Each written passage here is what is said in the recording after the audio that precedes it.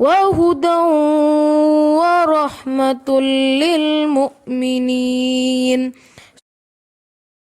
اعوذ باللہ من الشیطان الرجیم، بسم اللہ الرحمن الرحیم۔ آیت نمبر ہے 102۔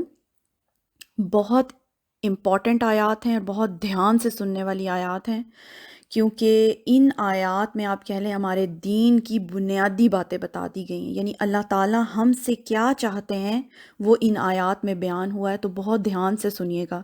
پچھلی آیت میں اللہ تعالیٰ نے فرمایا نا کہ جو کوئی اللہ کو مضبوطی سے تھام لے گا وہ سیدھے راستے کی طرف ہدایت پا جائے گا۔ اب ان آیات میں اللہ تعالیٰ یہ بتائیں گے کیا ایکشن پلان ہوگا اللہ کو مضبوطی سے پکڑنے کا، کیسے پکڑنا ہے اللہ کو مضبوطی سے۔ تو غور سے سنیے، اللہ تعالیٰ کہتے ہیں یا ایھا الذین آمنو، اے لوگو جو ایمان لائے ہو، یعنی آپ سے اور مجھ سے خطاب ہے۔ اللہ تعالیٰ ہم سے بات کر رہے ہیں، اور جب اللہ ہم سے بات کرتے ہیں تو بہت دھیان سے سنیں اور اللہ کو جواب بھی دیں۔ کیا کہہ رہے ہیں اللہ ہم سے؟ یا ایھا الذین آمنوا اتقوا اللہ، ڈرو اللہ سے۔ اچھا، تقوی کا ہمیشہ ٹرانسلیشن یہی لکھی ہوتی ہے کہ ڈرو اللہ سے، جبکہ تقوی صرف ڈرنا نہیں ہے۔ ڈرنے کے لیے عربی زبان میں خوف کا لفظ استعمال ہوتا ہے۔ اللہ تعالیٰ ہم سے کیا چاہتے ہیں کہ اللہ کا تقوی اختیار کریں۔ تقوی میں کیا ہے؟ یہ دل کی ایک کیفیت ہے۔ نبی صلی اللہ علیہ وسلم سے جب تقوی کا پوچھا گیا تو انہوں نے دل کی طرف اشارہ کیا۔ تقوی ہا ہونا، یہ دل کی کیفیت ہے جس میں اللہ کا ڈر بھی ہے مگر اللہ سے محبت بھی ہے ساتھ ساتھ۔ اس کو آپ ایسے کہہ سکتے ہیں کہ کانشیسنیس آف اللہ سبحانہ و تعالیٰ، آپ کی زندگی کا کوئی بھی لمحہ اللہ سے غفلت میں نہ گزرے، ہر وقت اللہ تعالیٰ کا دھیان آپ کے دل میں ہو۔ تقوی اختیار کرو، اللہ کہتے ہیں حق کا تقاتی ہی، جیسے حق ہے اس سے تقوی کا۔ جب صحابہ کرام نے یہ آیت سنی نا تو لرز گئے، انہوں نے کہا یا رسول اللہ اتنا تقوی کریں جتنا اللہ کا حق ہے؟ اللہ کا حق تو کوئی ادا ہی نہیں کر سکتا، یعنی جتنا اللہ کا حق ہے کہ اس کی تعریف کی جائے اتنی تو ہم کر ہی نہیں سکتے، جتنا اللہ کا حق ہے کہ اس کا شکر ادا کریں اتنا تو ہم کر ہی نہیں سکتے، تو یہ کیسے پاسبل ہوگا؟ اسی کا جواب پھر اللہ تعالیٰ نے آگے ایک اور آیت میں بیان کیا کہ اللہ کا اتنا تقوی اختیار کرو جتنی کہ تم میں استطاعت ہے، یعنی اپنی پوری کوشش لگا دو کہ کم از کم ہم اللہ کو قیامت والے دن یہ تو کہہ سکیں نا کہ اللہ تعالیٰ ہم نے اپنی پوری کوشش کی تھی۔ اتنی کوشش کرو کہ کوشش کا حق ادا کر دو۔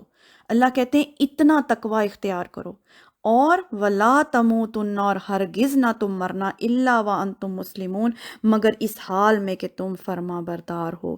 جب تمہیں موت آئے تو تم اللہ کی فرما برداری کی حالت میں ہو، یہ مسٹ ہے ہم سب پر۔ اور یاد رکھیے کہ جیسی انسان کی زندگی گزرتی ہے ویسی ہی اس کی موت آتی ہے۔ یہ نہیں ہو سکتا کہ ہم نافرمانی میں تو زندگی گزار رہے ہیں مگر موت جو ہے ہم تمنا کریں اور دعا کریں کہ وہ فرما برداری کی حالت میں آئی، ایسے نہیں ہوگا۔ موت اسی حالت میں آئے گی جس حالت میں ہم زندگی گزار رہے ہیں، کیونکہ موت کا تو ویسے ہی پتہ نہیں ہے کس لمحے آ جائے، کس کو گارنٹی ہے کہ ہمیں پتہ ہو کہ کتنی زندگی ہماری باقی رہ گئی ہے۔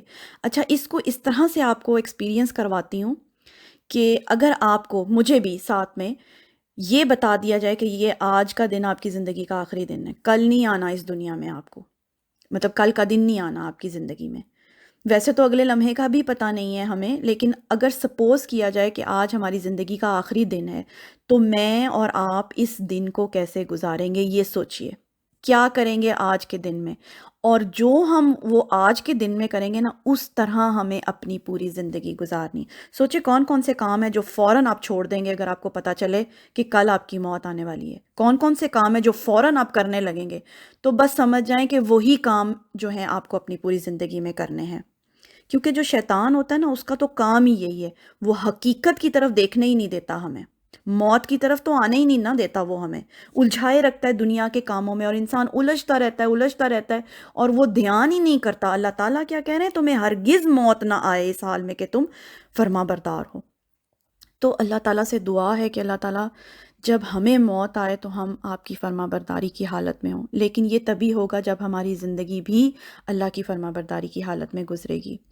ویسے تو اس آیت کی تفسیر کا کوئی حق میں نے ادا نہیں کیا، لیکن یہ ہے کہ میری دعا ہے اللہ تعالیٰ سے جو حق بات میرے منہ سے نکلی ہے اللہ تعالیٰ اس کو قبول فرمائے، اور اللہ تعالیٰ ہم سب کو سمجھنے کی توفیق عطا فرمائے۔